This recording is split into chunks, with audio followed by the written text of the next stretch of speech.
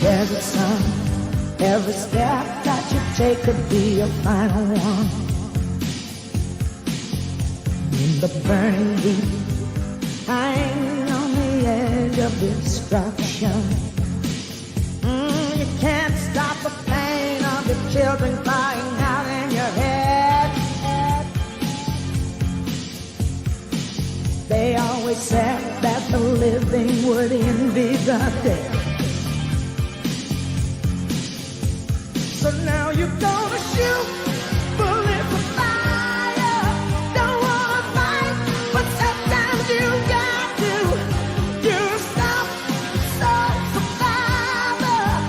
There's just one thing you got to know. You got 10 more thousand miles to go, because you're one of the living, and you can't stick together. One of the living who's gonna make it tonight.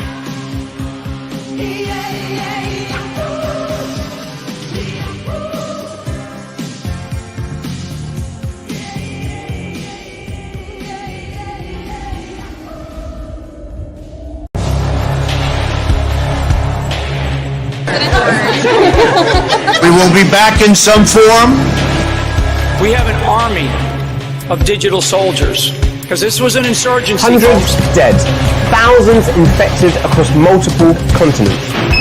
You guys know what this represents? All the people that have gone out there against the mainstream media and said, you're going to call us racist, you're going to call us potential Timothy McVeighs. You are.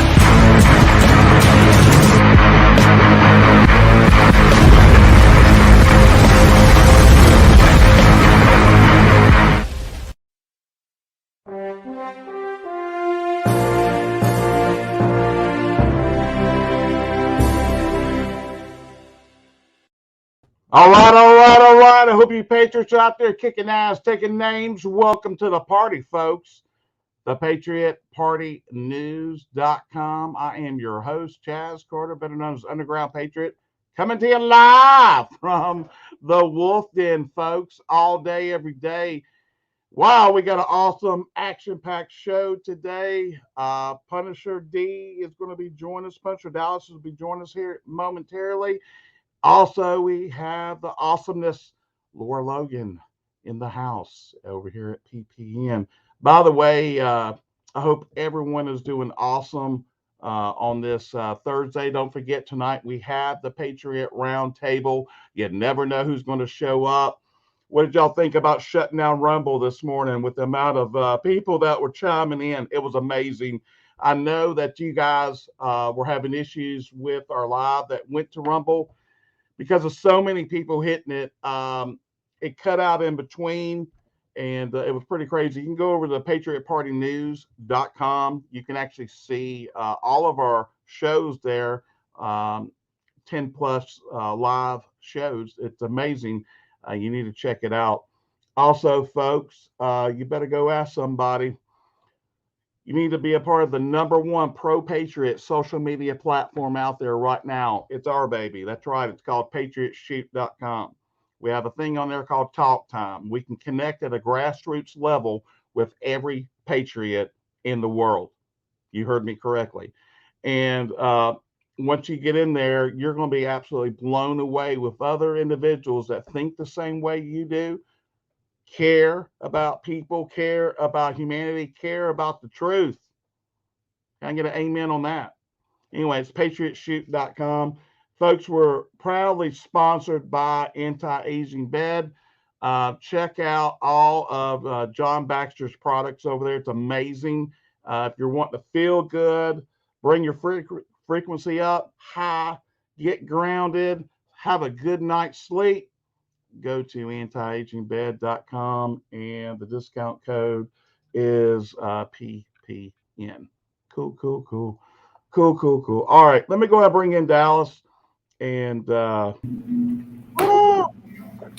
what's up, brother? Man, I'm excited. Can I be real?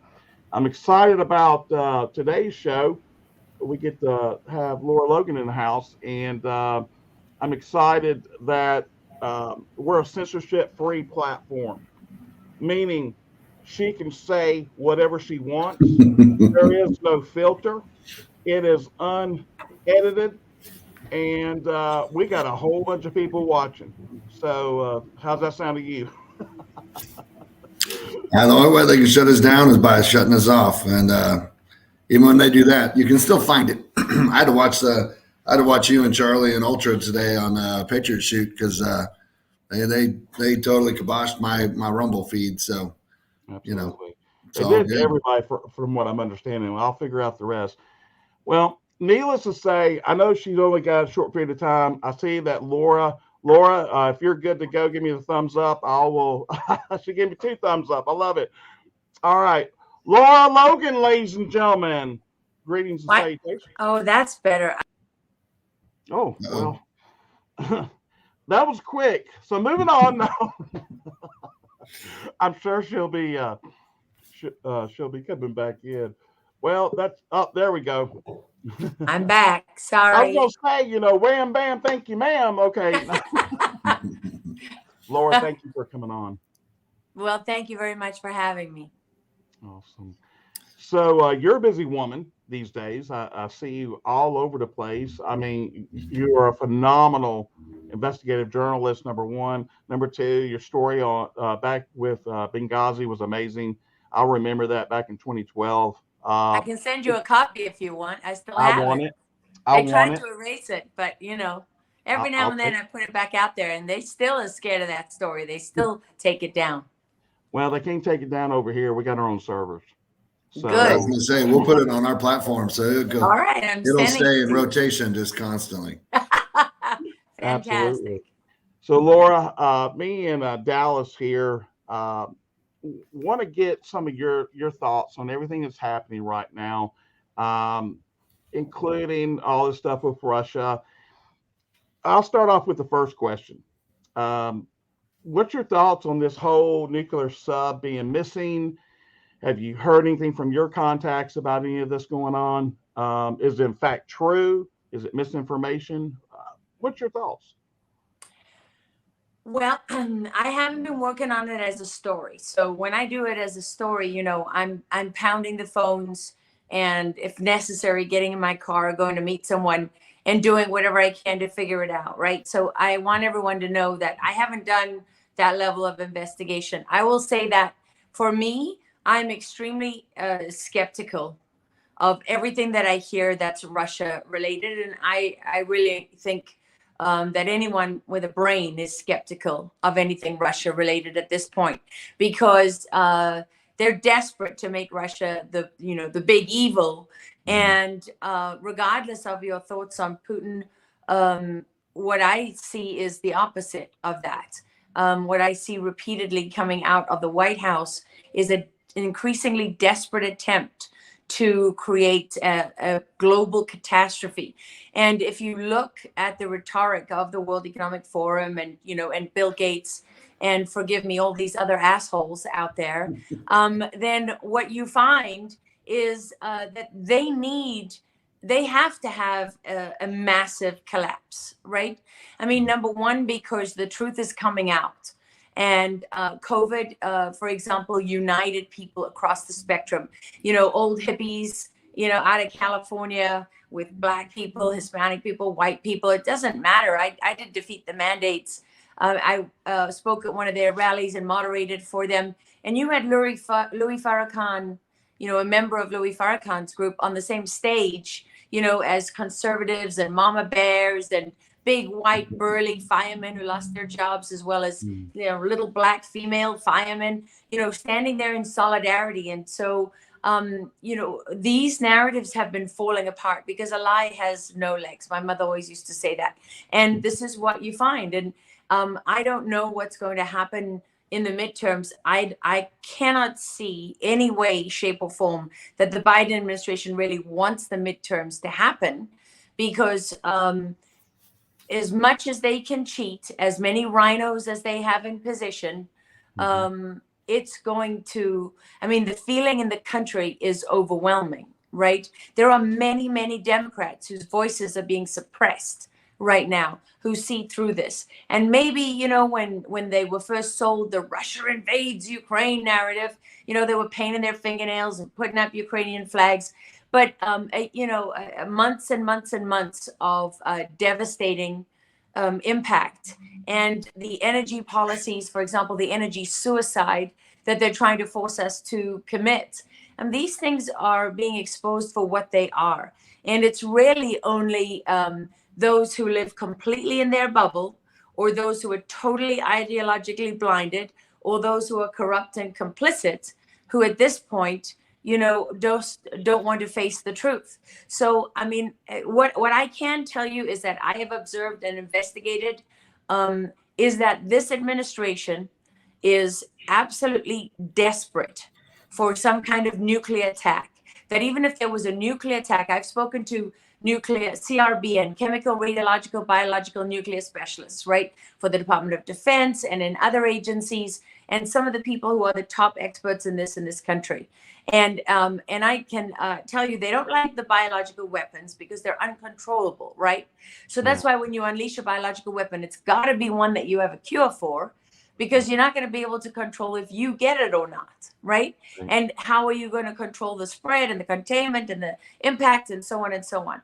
And what we know, what I can tell you, I can't say too much about it, but for the past 2 years, I have been investigating a number of different incidents that have happened out of the public eye that have been involving nuclear weapons. And although it's not confirmed, I had a number of sources that indicated that there was a nuclear trade-off involved in surrendering Afghanistan and handing it over to terrorists, right? Because Pakistan is one of the nuclear powers of this world.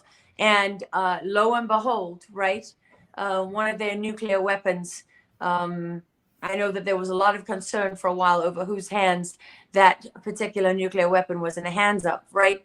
And so if you look at it, it's not surprising at all, because if you, according to the specialists, if you have a nuclear attack anywhere in the world, whether it's a dirty bomb or it's a nuclear bomb, right? Say that it drops in Iran, for example, or it's in Saudi Arabia, or it's, you know, in Ukraine, that is an excuse to shut the entire world down. Right. And that's the excuse that they've been waiting for, because the only way that you can avoid accountability for what is coming is if you shut the world down with some catastrophic attack. Look how we've been geographically isolated since the beginning of COVID. They don't want you to travel. They don't want you flying anywhere. Airline prices are through the roof. The airline industry is taking a pounding. Nobody's really trying to put it back together, because in the, you know, in the world that we're heading into, there won't be global travel as we've known it, you know, and it's going to be depending on your social credit score, right? And those people controlling you, whatever your chip says, that's going to determine whether or not you get on the plane. And, you know, I feel sort of slightly crazy even having those words come out of my mouth, but there's so much literature on it. There's so many. I mean, did you see what TSA just did this week? No. That No. TSA has introduced a pilot program where they're scanning your digital identity, and it's up to you if you want to participate or not. Is that the palm thing? No, this is just having a digital identification, but it's Really? it's a step before the palm thing, right? Yeah. Okay. Yeah, I mean, and there's other countries like Sweden where they already have a chip in the palm, and Right. you know, people are paying with that. I mean, contactless payments. Are you nuts? You're not putting a chip in my body. I'm just going to tell you that. Not on my watch. I'll have to be dead as a doornail before they get to put a chip in my body. So, Laura, I had two questions. One, you went from mainstream media to what we call new media, right? Because we are the new media. We are the new news. So, you know, if you can, you know, just kind of walk us through that transition. What got you out? You know, I mean, I have an idea of how you got out, but what got you out? But then secondarily, what have you been working on? It sounds like you've been digging for a few years on some very specific things. You know, you shared some, but if there's something else that you're also working on, man, I'd love to hear that, because there's so much happening right now. And I mean, you just go read Klaus Schwab and the World Economic Forum, and everything you just said, it's spelled out in their literature and in their memorandums, and they're saying it. They're saying that. I mean, They're saying it outright. blatantly. Yeah. It's on their website, for goodness sake. I love when someone accuses me of being a conspiracy theorist, and what I'm saying is actually their own words. It's coming from the people who are pushing these programs and this technology and so on and so on. I tell you what. So I'll tell you what happened to me. I got, as Dave Rubin of the Rubin Report calls it, I got mugged by reality. Right? That's what happened to me. I mean, I haven't changed one single bit. Okay, I am the same person, and I do my work the same way that I did it at 60 Minutes, where I was for 16 years, and when I was chief foreign correspondent for CBS, and at ABC before that, and NBC before that. And, I wrote for the Milwaukee Journal Sentinel for quite a while, and I worked at Reuters News Agency. I worked in newspapers before that. I did a lot for CBS Radio and many, many radio affiliates all over the country.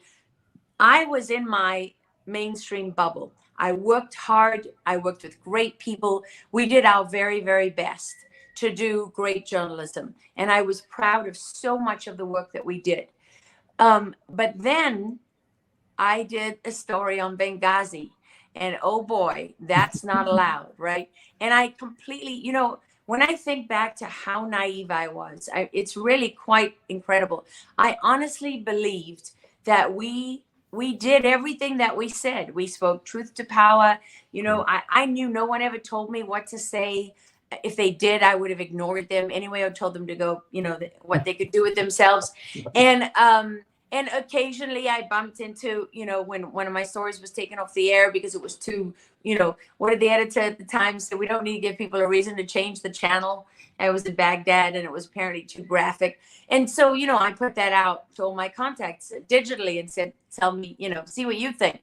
But I had never encountered what many people talked to me about over the years was when they said to me that you're so biased, and you have a liberal bias. And I was shocked when people would say that until I had little inklings. I ran into some pro-life demonstrators the one day as I was coming out of the Capitol building, and I got stuck in security with them.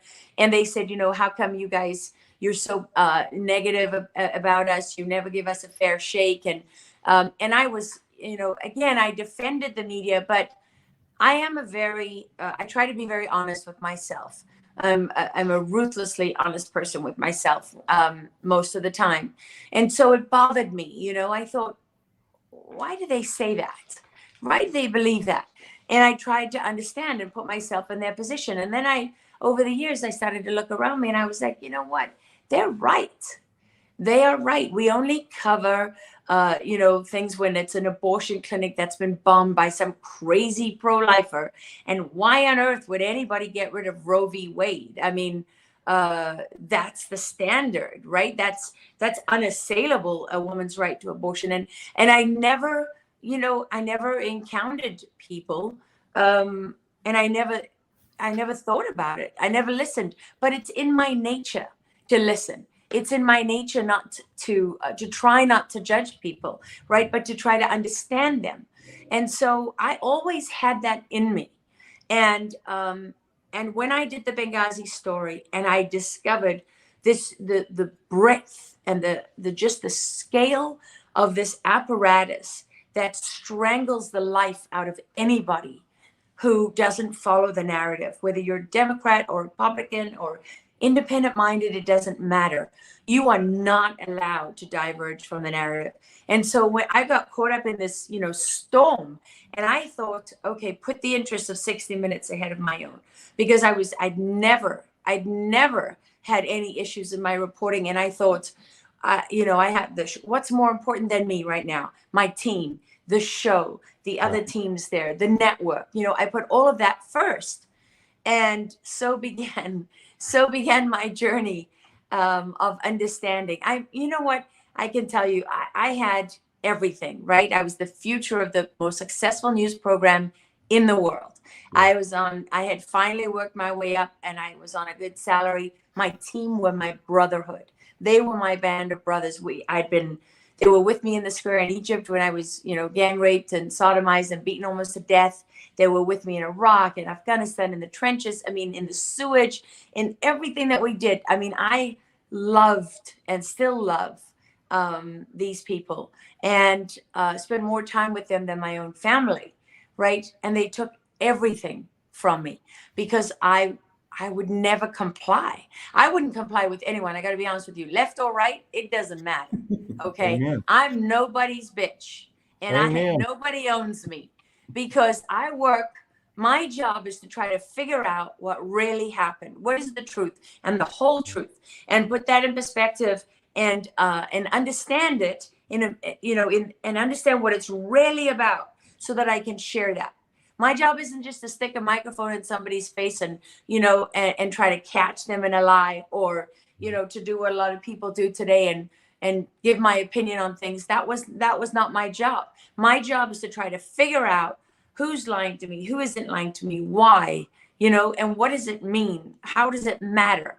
And so I got shoved out. I was tortured. They tortured me, but I stayed in there until I stayed there and made them torture me, because I wasn't going to quit. I Amen. was never going to quit. And my agent said to me at one point, this is crippling you. This stress is crippling you. I was in hospital 6 times in 8 months. They were awful. But I prevailed as long as humanly possible. And then when I was forced out, you notice that Fox wasn't raising their hand saying, please come work for us. I had to go and work for a production company who was brave enough to take me on, and made a deal with Fox Nation, who was brave enough, the executive producer there, fabulous journalist, who was brave enough to bring me on. But they kept their distance, and I worked like a dog. I did exactly what I did from day one in my career. I worked like a dog, and I built relationships with the shows and the producers and the anchors and all those. There's a lot of great people there who I absolutely love. And they kept putting me on because the audience responded, right? And in fact, it's the audience. They're the only reason I still have a career, because the only reason anyone kept employing me is exactly that, right? Without the audience, I'd have been history long time ago. But then, that was a revelation for me, being in the Fox realm, even though I wasn't employed by them, because I had never seen anything like it. I mean, CBS doesn't get attacked every single day, all day long, the way Fox does. I never had to defend myself like that. And so I think that was really important for me to grow up in this bubble where we work very hard, and I work with great people, but we had no idea. We had no idea how biased those basic assumptions were that we all worked under. And I can tell you that there were a lot of very genuine people who it never occurred. I mean, when I heard Dinesh D'Souza report for the first time that the KKK and the Democrats were the party of the KKK and the race, I was like, that can't be right. That can't be right. Surely not. And so, I looked at the history, but if you take the time to look at the history, you figure out, well, holy guacamole, Right. he's right. Wait a minute, what's going on here? And that's what leads you, right? I mean, they call it red pilling, I think, these days. I don't even know what any of these pills mean. But all I know is I'm a journalist, and that's what I'm going to do till the day I die. And nobody is going to direct me. Nobody's going to force me to do something. Nobody's going to get me to report things that I know are not true. That ain't happening. That's awesome, man. Thank you for. I mean, that's we know so much of the story, but we also don't know in your voice and your words. Oh, well, I will tell you that if you ever dig up that CBS report that, by the way, was sort of manipulated and manufactured by David Rhodes when he was Ben Rhodes' brother, when he was the president of CBS News, you'll notice they don't make any mention of the non-disclosure agreement that my producer signed with the book publisher for the one character in our story who they were able to cast out over a time, one detail in his story, right? Or 2 details, I think it was. And nobody ever proved that he was lying because, the spineless, I would say, I'm going to watch my language. You don't have to. You can- Spineless jackass went and he disappeared. And, I've subsequently learned this is what they did by screwing me really early on, right? they made me a real student of their tactics and how it works. And, you know, I can spot it a mile away now. I mean, I really can. And sometimes, you know, you get fooled for a little while, but not for long. Once you know the hallmarks of a smear, there's a lot, by the way, in the patriot world and on the conservative side and in the, you know, whatever you want to call it, new media. There's a lot of infiltrators out there. The rhinos aren't just in the political parties. That's right. Yeah. Yeah, no, it's, you know, it's so the red pill is in reference to the movie Matrix, right? Where Morpheus offers Neo the red pill to exit the Matrix and the blue pill to stay in the Matrix. But, you know, my degree is in communications with an emphasis on public speaking. But, you know, I wrote for the papers and things like that. I didn't quite figure out that I would be here. This wasn't really this wasn't my life goal. But I saw this coming. Yeah, but I was taught you collect the facts, you put them into a succinct, you know, order so that people can read it and understand it, and then you let them make up their minds, right? I mean, my job is to collect the facts, present the truth, and then hands off, right? And that's what's amazing to me is that there are still people, I mean, within our families, you know, I mean, my family disowned me in December of 2019 after the you know, the election was stolen, obviously, just from a logical standpoint. I mean, there's no way Biden got 20 million more votes than Obama, who was the most popular, you know, presidential candidate in decades.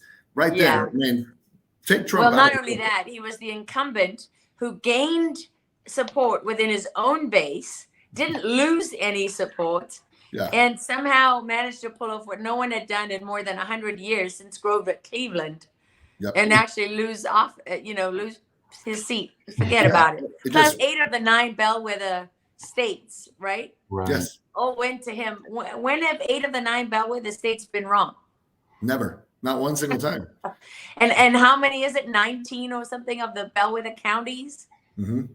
You know, it's a joke. But that was my, you know, that wasn't my waking moment, but like having those conversations with the other side, right, that are just completely, there's no way that's true, right? Like, what do you mean there's no way? Like, there's always a way. I mean, there's no evidence. It's a baseless conspiracy theory. Yeah. It's been debunked. Fact checked. You're right. Yeah. Fact check guy. I mean, you know, I was watching a video today by the same assholes who engineered the lie. Amen. Yes. I got kicked off of Facebook for putting up Joe Biden talking to the president of the Ukraine, saying that if they didn't fire that SOB attorney general that's investigating my son Hunter, then I'm taking my $1 billion and I'm leaving at 6:00. And son of a bitch, you got put in jail for that. That, you know what? You deserve to be fired off Facebook because stop giving them your money. Well, however, that's But- a different issue. You know what's funny that you got that was what got you into trouble because the Council on Foreign Relations is where he made that statement. So I mean, and it was on their website. I know that's where I got it from, and but yet I get canceled, right? And it goes back to that bias, you know, and that's more than bias. Yeah, yeah, that's targeting. But what are you working on now? What have you been? I mean, what's the next amazing Laura Logan, you know, bombshell? Well, actually, I have been spending quite a bit of time making up for what I failed to do for the last how long is it since January 6th? I feel quite guilty about it, actually. And it's not because I don't care, but it's just because I was working on this election integrity film for months and months and months. And there's so much going on, as you alluded to. But I feel really guilty and ashamed that we have allowed the January 6th defendants and prisoners to be neglected and overlooked and ignored. Because what's happening in this country is absolutely shameful. I mean, I don't know how closely you guys follow this, but there's more than 90 January 6th defendants who have been in prison in pretrial confinement, i.e., detained without a trial, who've never been convicted of a crime, many of whom have been in solitary confinement, some of them for the entire time. One guy's been in there for over 600 days. And I mean, the idea that you can have political prisoners on American soil who are held without trial, who many of whom have been beaten. There's a lot of incident reports. They're subjected to various forms of torture. There's one I know of who's been raped, who was handcuffed by guards to a railing and raped. And that's just the one time that we know about, because, there's obviously there's retribution and punishment against these prisoners. And do you know that every night at 9 o'clock at night, they sing the national anthem? And so, I mean, what I think that we need to do is we need to start singing the national anthem at 9 o'clock at night, right? We need to start setting our alarms. And it doesn't matter whether you're Democrat or Republican. People can say that it does, but it truly doesn't, because this is about habeas corpus. This is about the Constitution. This is about the First Amendment, right? I mean, how many people would think it's okay for Antifa, prisoners to be held without trial? That I would have to say to you that is wrong as well. Right. It doesn't matter. Nobody, serial killers and school shooters, they get better treatment than the January 6th prisoners are getting. And who are these prison guards, right? Because as I understand it, a lot of them are foreigners. Who brought them in? Who pays for them? Who allows them to get away with it? Muriel Browser, that woman has to be one of the most evil people on the face of the earth, right? Yeah. What she's getting away with is unbelievable. And so, I mean, why are people who maybe broke a window and broke the law going into a building being subjected to this kind of treatment? The punishment is supposed to fit the crime. That's one of the basic principles of the legal system in the United States. That's why, you don't chop off somebody's arms if they steal, right? Because we recognized a long time ago the importance of the punishment fitting the crime. And by the way, there's just so many questions about January 6th. There's so much video that's not been released. There's so much information that's been suppressed. The January 6th committee is a travesty of justice in itself, who have manipulated evidence and withheld exculpatory evidence from the public, and so on and so on and so on. And when you look at the footage in real time and you see police officers standing around and people going in and out of the Capitol, and the police officers are chatting to them and taking selfies, and right. Different things happened at different parts of the Capitol. You can't judge it all in the same way. And also, what's really interesting about those prisoners, this is the thing that I'm looking into at the moment. What's really interesting about those prisoners that are held without trial, you have to ask one of the most basic, fundamental questions of journalism. Why? Why them? And then what you start to discover is that quite a number of them were in the tunnel. What did they witness in the tunnel where the worst violence was? Well, one of the things that they witnessed was Roseanne Boylan being beaten and maced to death by a Black female police officer, right? Roseanne Boylan is on the ground, unconscious, a heavy-set, middle-aged woman who isn't fighting back, who isn't doing anything, and she's having the absolute living hell beaten out of her. She's unarmed, and nobody wants to talk about that, do they? They don't want that going into a court of law. They don't want that on the court record. They don't want that getting in the way of the absolute, political persecution that is going on in this country. I just find it absolutely staggering. I find it absolutely staggering. I don't know how anybody is able to carry on a normal life right now, because the freedom that you have known, the principles that we have lived by, the Judeo-Christian civilization, it is being torn apart in front of your very eyes. And I applaud people across this country for not taking the bait. They are so desperate for a false flag event, boy. They are, that's why they're hamming up the nuclear threat and hamming up this threat and that threat and blah, blah, blah, because they cannot believe that veterans of this country who take an oath to serve the Constitution and to serve Democrats and Republicans, whoever's in power. They cannot believe that they haven't taken the bait and picked up their weapons, right? And given them an excuse. They cannot believe it, but it's because they don't understand who they're dealing with, because they don't know what an oath really means. They don't keep their word, and they don't understand about people who do keep their word. You know what I mean? And Yeah. it's such an important thing to understand. You know that 72% of the January 6th prisoners detained without trial are law enforcement and military veterans?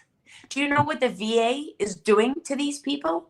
Do you know what they're doing to their families? Yeah, they're A cutting few off months all ago, their benefits and yeah, they sent all out those this letters, support. but not just taking away their benefits, right? If you're charged with seditious conspiracy, right? What they're doing is retroactively taking away your benefits. So if you had a VA home loan, you know, you owe them for your mortgage going back to January 1st. If you had health care, you owe them for that. If your child has braces that aren't finished, what are they going to do? Take them out your child's mouth because they're not finished being paid for? It's, you know, you take the breadwinner away and then you go after the family and you cripple that family and you tear them apart piece by piece. And we in America, we stand here quietly. You know, they make me sick on 9/11. They make me absolutely sick on Memorial Day. They stand up in front of the cameras and, you know, and people raise their flag and they say, oh, you know, we support our military. Do you? Do you support your military? Because when you asked them to stand up and fight for you, they did. Now they're asking you to stand up and fight for them. And where are you? Where are the Republicans in Congress? Where are they besides Marjorie Taylor Greene and Louis Gohmert and Scott Perry and Matt Gaetz? Where are you? Yeah. Great question. Or 100%. go ahead, Jess. No, I was going to say that's absolutely. I agree with that 1,000,000%. Here's a common question that we always hear about the DC jail, that it's not on American soil. How have you, I mean, with it, I don't know how the laws would work with that, but I'm sure that's got to play a role in this. Well, I don't think that's correct. And I could be wrong, right? Because I haven't looked at whether it's on DC soil or not, right? What obviously that refers to is the fact that that Washington DC is not a state, that it's the District of Columbia. So obviously that is a distinction that has some legal implications. Does that mean you're not part of the United States of America? I'm not a lawyer and I haven't looked at the law, but what I do know about it is that it is run differently, right? That's why the mayor of DC has different authorities, and that's why Trump had the ability during, you remember when they went all nuts because he called the National Guard in and all the rest of it. He had authorities that he would not have had it been a state, right? With a governor and you know, and different legal authorities. So there are legal implications. But if you look at the way the mainstream media, the Washington Post and New York Times describes that jail, they call it an off-site correctional facility. What the hell does that mean? Off-site. What does that mean? That means the black site. That is CIA. what that means. That's exactly CIA, right. You know. And I know that because I spoke to people, some of whom are very familiar with that off-site correctional facility because they put terror suspects in there. It's a black site for terror suspects. Yeah, it's there's so many things that don't make any sense, right? And they just don't add up. You know, it goes against the Geneva Code of treatment of prisoners. Like some of the stories we've read about and heard, you know, I mean, never mind the Geneva Code. It goes against American law. It goes against U.S. law. It goes against the Constitution of the United States of America. This will go down as the most shameful period in the history of this country. Absolutely shameful. So some of those, you know, and people don't have to take my word for it, right? There's a prisoner's log where they log the events, the punishments that happen to them, the beatings that happen. You know, I know one father whose son is in there, and his son called him one night after they sung the national anthem, and he according to the dad, he was very distressed. And his father said to him, "What happened? What happened? Did they hurt you?" And he said, "It wasn't me, Dad. It was someone else. It was another prisoner. They took him out on a stretcher." And this is what is happening in the United States of America.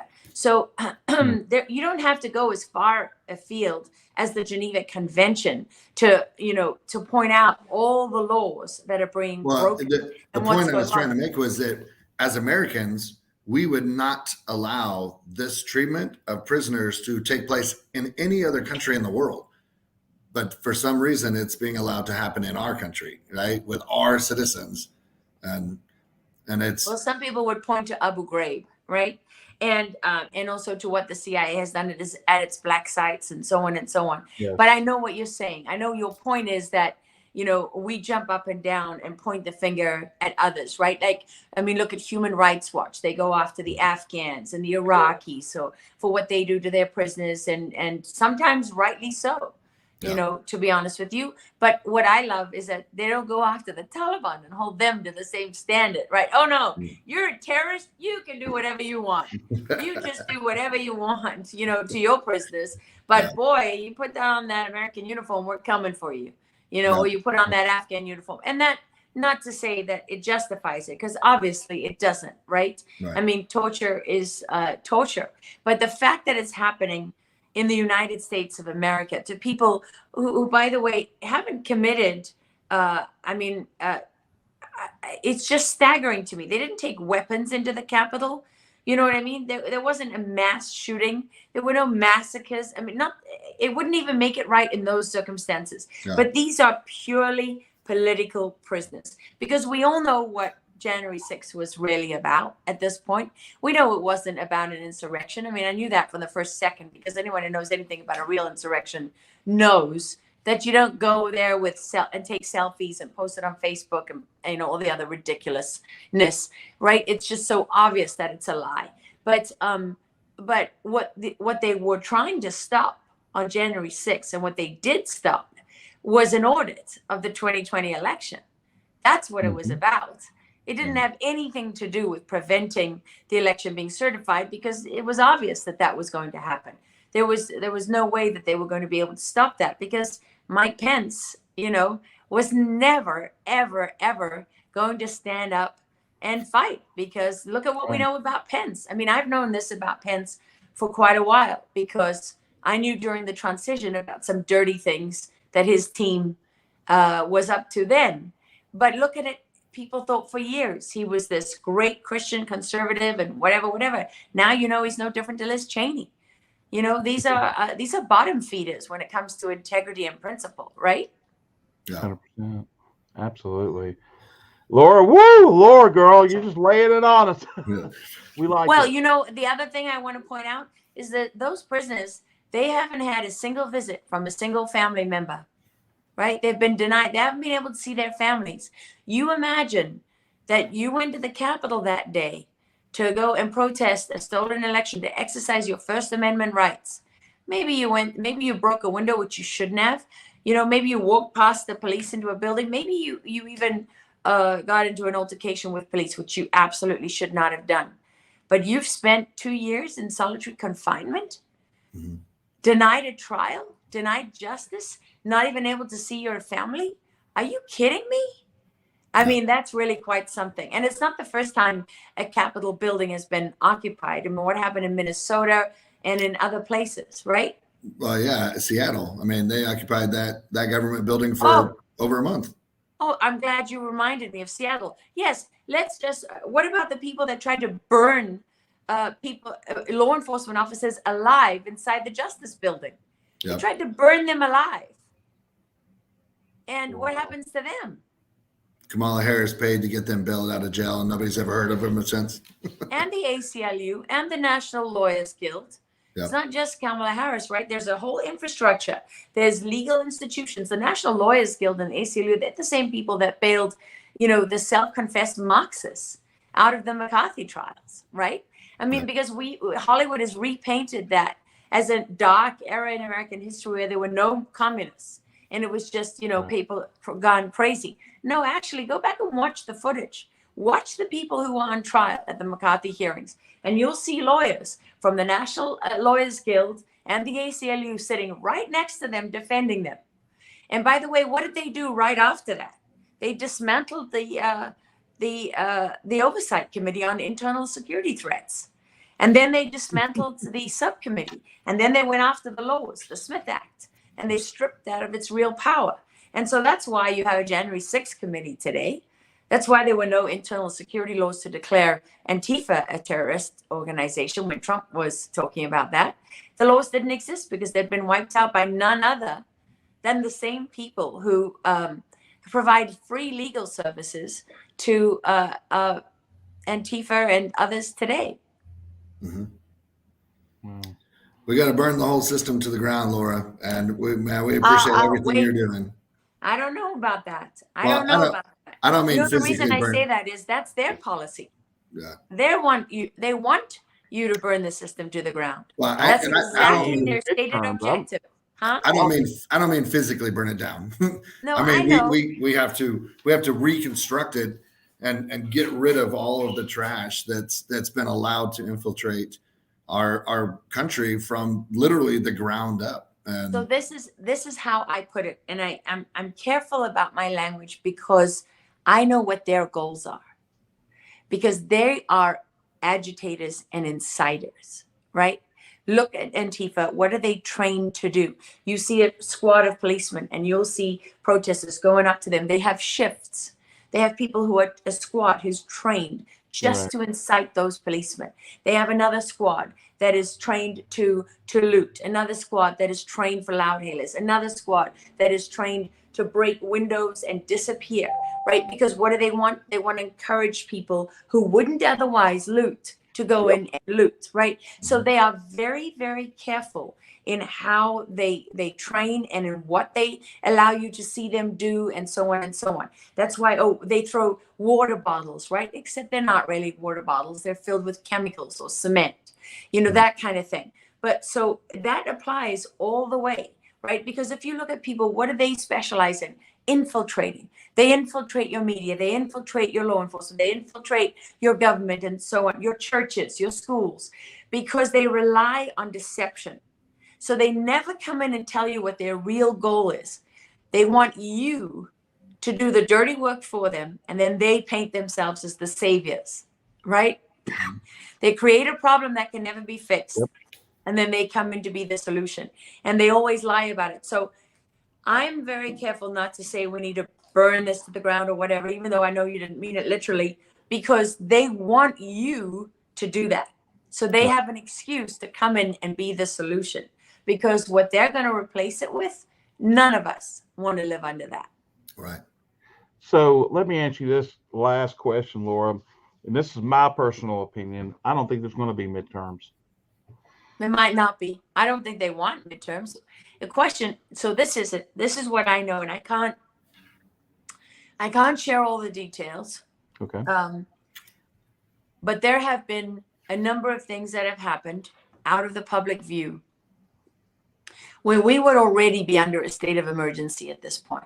Right. And there are good people working quietly, legally, absolutely within the law, to stop them doing what it is that they are intent on doing. And I can tell you that it's very obvious when you look at it, there's very little interest for them in having the midterms, right? Because although they do have rhinos in place, and although they will be cheating and so on, it's not going to be as easy as it was in 2020, right? Or as easy as it was in 2016. There's a reason Hillary Clinton didn't have a concession speech, right? When she did the campaign. Exactly. It wasn't because, they knew they would get an overwhelming support. It was because they knew the fix was in. And that fix was reversed. People watched it happen in real time and reversed it. They didn't do that in 2020. And I've been trying to figure out exactly why. I mean, as far as I can tell at this point, they chose not to, because it was necessary as a wake-up call for us to see what they would do. I mean, if you think about it, before 2020, I would not have thought that they would steal an election. Before I started working on election fraud, I thought, oh, people cheat, of course, here and there. I did not realize that every single part of the system, they cheat. I didn't even realize that with the census, they cheat, right? That how they pad the voter rolls, how more than 30 states have signed on to this electronic voter registration. Eric, how basically George Soros is controlling the voter rolls. I mean, it's ridiculous. And when people say, "Oh, you're going to go for the boogeyman Soros," well, Pew Research Center and Soros money established, Eric, and then they distance themselves and they put now the states fund it, right? But who else has access to that information? I mean, come on, look at their website. Boy, that should tell you a lot, right? And everybody knows a centralized voting system is easier to hack and easier to access. But then the poll books, it's the same thing with the electronic poll books. I mean, that's before you even get to the tabulation machines. And then the reporting, which is completely corrupt. And then how Smartmatic has been doing this all over the world, right? For a very long time. I mean, you should see the footage from the Philippines parliament. When they got the guy from Smartmatic there, anybody can look this up on YouTube, and they are just ripping him. I mean, they are mad as hell, right? I mean, there's been cheating happening all over the world. How do you think you get so many countries to go along with your COVID BS, right? Like that. How quick was that? So, I mean, on the face of it, it's very obvious that the midterms are not in their best interests. And there's a lot of candidates who have made it through, like Christina Caramo, right, who's running for Secretary of State in Michigan. I mean, that woman, she lights up the world when she steps on the stage. She's unbelievable. And if she wasn't conservative, she would be on the cover of every magazine in America because she's a Black woman, who's honest. And of course, her other crime, besides being conservative, she's a Christian. So, I mean, that's unforgivable, right? But if Christina Caramo was on the other side of the aisle, of the political aisle, and she was an atheist or a Satanist, they'd be celebrating her from here to kingdom come. Yep. Seems like it unfortunately works that way. Well, I do know this: there is a change coming. Any way we look at it, good or bad or indifferent, a change is coming. Laura, can't thank you enough for coming over. Yeah, what a pleasure. Thank you. Yeah. Thank you both so We'd much. love to have you back. Okay. I'd love to be back. Thank you. Thank Take you. care. Bye-bye. You too. Yeah. Bye-bye. And you know what? I just want to tell you one thing before I go. It's easy for people to get overwhelmed. And we talk all the time about what we're losing and what we're risking. And, when people think about standing up, it's always about what they're going to lose. And I don't think people talk enough about how fortunate we are to be alive in this time where we have an opportunity to define what the world looks like going forward. This is a gift. It's I read in Jesus Calling that your trials and your difficulties are as much a gift from God as your successes and your triumphs. And I thought a lot about that. And I think it's really true. I mean, how many people have a moment like this in history where they will define what the world looks like for a very long time to come in the most fundamental ways. I mean, our lives truly matter. And many people before us went to their graves, in darkness and silence and depression because they felt their lives didn't matter. None of it, that won't happen to any of us. We have the opportunity right now. I would just encourage people to be, invigorated by this, right? Not to sit there waiting for some calamity or to go like a lamb to the slaughter. This is a truly great moment. Seize it, carpe diem, right? Because we get to have a say, and we as good people get to have a say, right? I'm not going to let the evil bastards, have free reign, right? They don't get to just write the script for the rest of it. Are you nuts? This is our chance. So take it with both hands, right? And go as hard as you can with everything that you've got, because it's truly going to matter. Man, that's maybe one of the most profound 2 minutes that we've had on the show yet. You know, all of us, I think, are in unison. I bow my knee for one person and one being, and that's my God and my Creator. I'm with you. I will not go quietly into the night. Rage none of us against the will. dying of the light. Amen. And I've said Thank you, Dylan for almost Thomas. two years that this is the first time in human history that because of mainstream media, well, not mainstream media, but social media and the internet, we get to physically see the change that we are creating. No other time in history. The marches, you know, Martin Luther King, they all marched because they knew that it was important, but they didn't get to see it, right? I mean, they didn't get to actually see the outcome. We are the first time in human history that we get to make a change and we get to physically see it happen and change. And that's right in line with what you're saying. Thank you so much, Laura. Well, and think about it, not since 1776 has it mattered this much. That's hundreds of years. That's hundreds of years.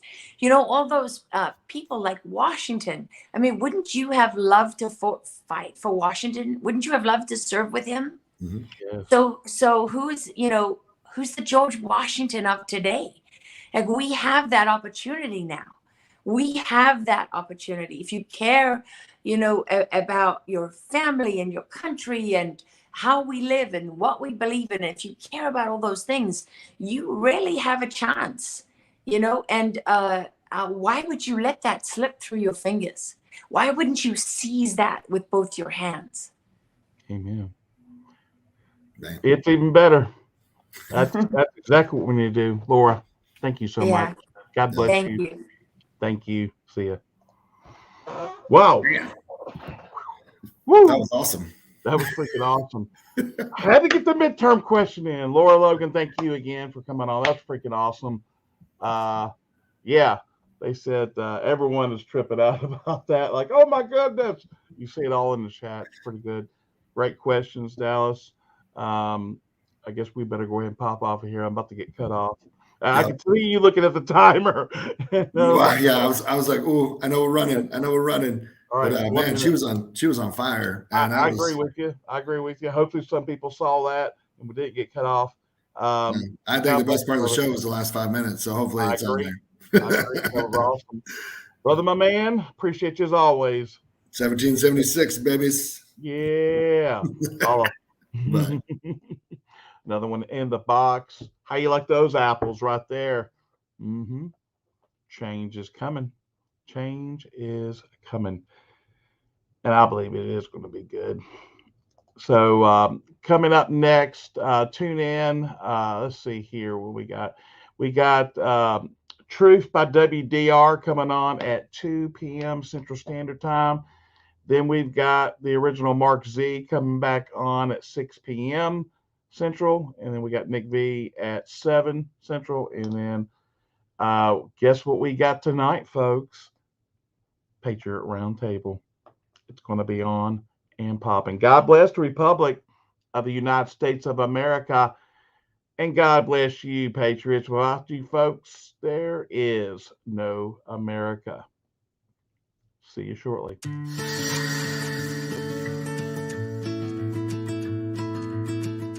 What is your name and why did you want to come visit Anti-Aging Bed? Leon Campbell. I come here because the medical profession was in a position with my heart where there was nothing else to be done.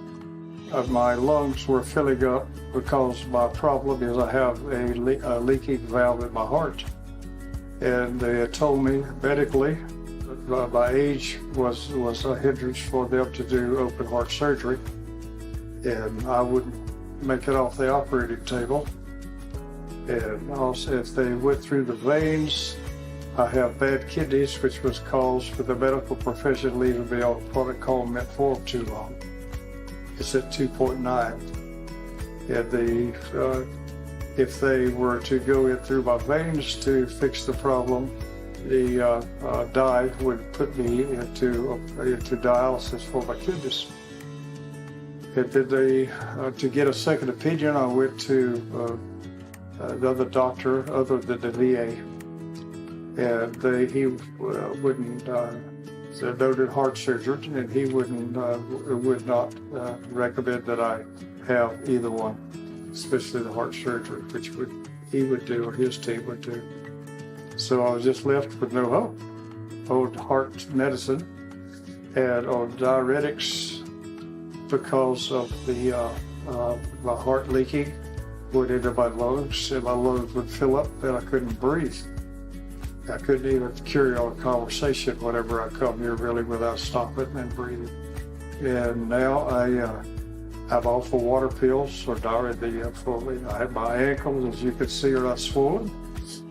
And I saw myself from that means my heart, if it's still leaking, until I'm going to get a test this month again to make sure. But I can breathe normal, I sleep normal. I have no swelling, and I'm all the way off of the water pills now. And that's so I know that without any doubt that this procedure you have here has I had no reason to go on. That was the end. It told me that nothing could be done, but something could be done. It's been done here, and with good people, and I enjoy coming here, and the people have been very nice.